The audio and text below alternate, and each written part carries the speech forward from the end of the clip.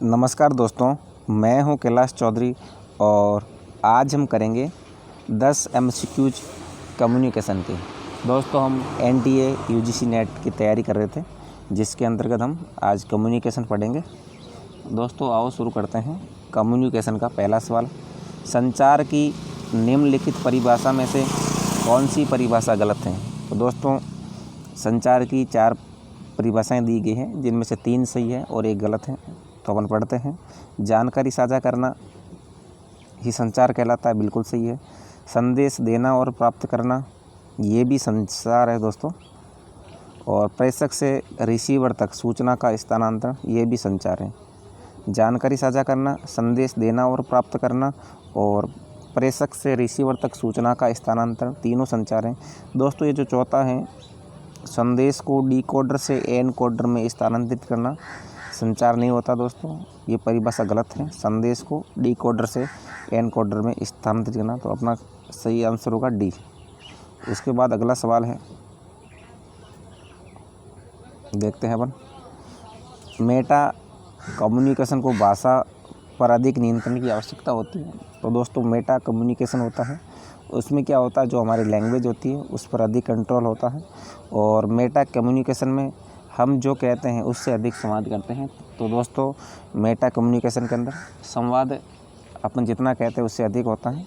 तो कथन और कारण दोनों सही है और ये सही व्याख्या भी है। तो दोनों अभिकथन कारण सत्य हैं और कारण अभिकथन की सही व्याख्या है। उसके बाद अगला सवाल है, मेहराबियन कम्युनिकेशन मॉडल। ये दोस्तों कम्युनिकेशन का एक मॉडल है, मेहराबियन कम्युनिकेशन मॉडल।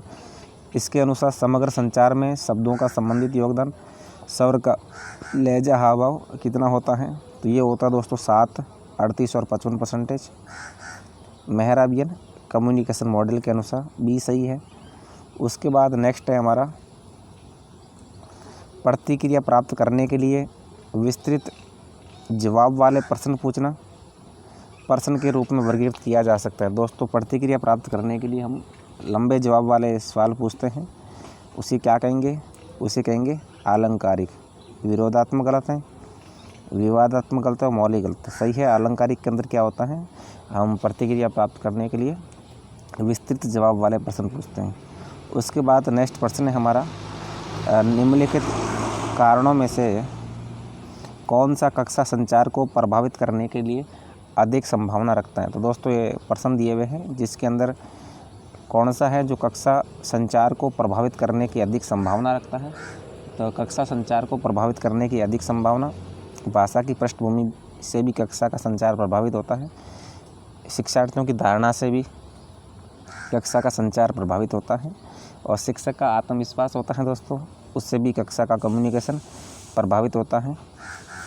और बारंबार अंतराल यानी बीच के अंदर गैप पड़ जाता है पढ़ाई के अंदर, उससे भी कक्षा का संचार प्रभावित होता है। और अनुशासन की कमी से तो संचार प्रभावित होता ही। तो दोस्तों पांचों सही हैं, उपयुक्त सभी हैं।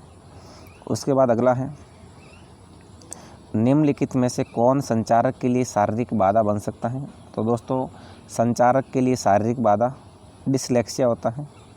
डिसलेक्सिया के अंदर क्या होता है, जो लिखने के अंदर समस्या उत्पन्न होती है, तो ये संचारक के लिए शारीरिक बाधा है।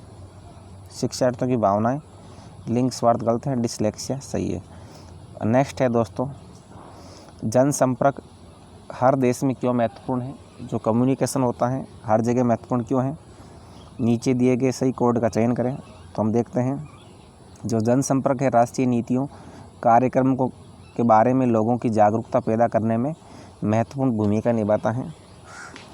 बिल्कुल सही दोस्तों, जनसंपर्क होता है वो राष्ट्रीय नीतियाँ और कार्यक्रम के बारे में लोगों की जागरूकता पैदा करने में महत्वपूर्ण भूमिका निभाएगा।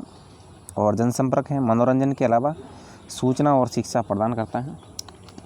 जो दोस्तों कम्युनिकेशन है वो क्या करता है, मनोरंजन तो करता ही करता है प्रदान, इसके अलावा सूचना और शिक्षा भी प्रदान करता है, तो ये भी सही है। और जनसंपर्क है सूचना और प्रसारण मंत्रालय सूचना के विकास और पुनर्विकास के लिए जिम्मेदार है। तो दोस्तों सूचना और प्रसारण मंत्रालय है हमारा केंद्र सरकार का, ये सूचना के विकास और पुनर्विकास के लिए जिम्मेदार है। तो तीनों सही है, 1, 2 और 3 तीनों सही है। अगला है, अभिसरण एक डिजिटल वातावरण में कंप्यूटिंग, दूरसंचार और मीडिया का संयोजन नहीं है। दोस्तों, अभिसरण होता है एक डिजिटल वातावरण में कंप्यूटिंग का, दूरसंचार का और मीडिया का संयोजन है दोस्तों, नहीं है, गलत है ये। तो बिल्कुल दोस्तों, अभिसरण डिजिटल मीडिया वातावरण में कंप्यूटर, दूरसंचार, मीडिया का संयोजन होता है। और अभिसरण मास मीडिया और संचार के कई पहलुओं को बदल देता है। तो दोस्तों ये सही है, अभिसरण मास मीडिया और संचार के कई पहलुओं को बदल देता है। तो दोस्तों पहला गलत है, ए गलत है और आर सही है। ठीक है, अब अंतिम सवाल से पहले सेकंड लास्ट सवाल है, बाधाओं के प्रकार और बाधाओं के उदाहरण। यांत्रिक बाधा किसे कहेंगे दोस्तों? यांत्रिक बाधा क्या होती है? यांत्रिक बाधा आप समझ गए होंगे, रेडियो प्रसारण में गड़बड़ी होती है, यानी टेक्निकल मिस्टेक होती है। रेडियो प्रसारण में गड़बड़ी आएगी, उसे यांत्रिक बाधा कहेंगे। मनोवैज्ञानिक बाधा किसे कहेंगे? तो दोस्तों मनोवैज्ञानिक बाधा कहेंगे हम स्टीरियोटाइपिंग, संज्ञानात्मक असंगति को। मनोवैज्ञानिक बाधा किसे कहेंगे? स्टीरियोटाइपिंग और संज्ञानात्मक असंगति को। स्टीरियोटाइपिंग और संज्ञानात्मक असंगति को क्या कहेंगे? मनोवैज्ञानिक बाधा। उसके बाद में है संगठनात्मक बाधा।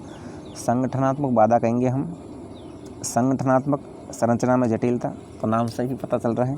और शारीरिक बाधा है प्रेषक और प्राप्तकर्ता के बीच जो भौगोलिक दूरी होती है उसे कहते हैं शारीरिक बाधा। तो हमारा तीसरा सही है, 3 4 1 2। अब अंतिम सवाल है दोस्तों हमारा, समाज में मास मीडिया से क्या तात्पर्य है और सही कोड का चयन करें। मास मीडिया किसे कहते हैं दोस्तों? मुखरता मास मीडिया में नहीं आएगा। स्वर, मान और आवाज़ ये भी मास मीडिया में नहीं आता है। पर्यावरण मीडिया की निगरानी मास मीडिया होता है दोस्तों। और सहसंबंध भी मास मीडिया होता है, आपको ध्यान रखना है। और सामाजिक विरासत का परिवेश होता है, ये भी मास मीडिया है। तो मास मीडिया क्या क्या है? मास मीडिया, पर्यावरण मीडिया की निगरानी मास मीडिया का उदाहरण है, सहसंबंध मास मीडिया और सामाजिक विरासत का परिवेश। 3 4 और 5 तीनों सही है। तो दोस्तों इसी के साथ हमारे ये संचार के 10 MCQs थे पूरे होते हैं। आज के लिए बस इतना ही। जय हिंद, जय भारत।